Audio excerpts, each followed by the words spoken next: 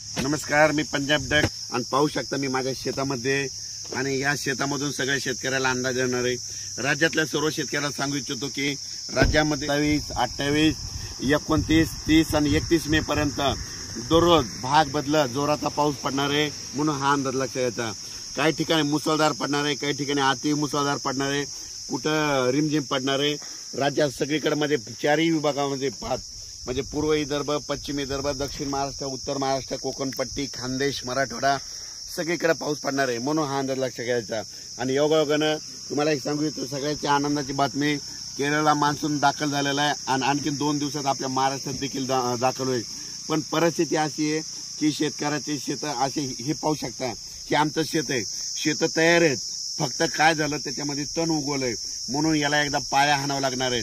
म्हणून शेतकऱ्यासाठी ज्यांचं शेत दुरुस्त करायचं त्यांच्यासाठी परत एक आनंदाची बातमी, 1 जून नंतर 1 जून ते 7 जून पर्यंत असं चांगलं कडक सूर्यदर्शन होणार आहे।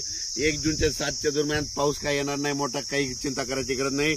त्या 1 जून पासून काय करा, तुम्ही संपूर्ण शेताची कामे आटपून घ्या, कारण की आता जर पेरलं तर संपूर्ण तणच उगवलंय शेताने। पाहू शकता की आम्ही रोटावेटर करून ठेवलं होतं, पण परत काय झालं, हे तण उगवलं, त्याच्यामुळे सगळ्याला ना आता आपल्याला उकर मारून पाळी करून परत पेरणी करावं लागणार आहे।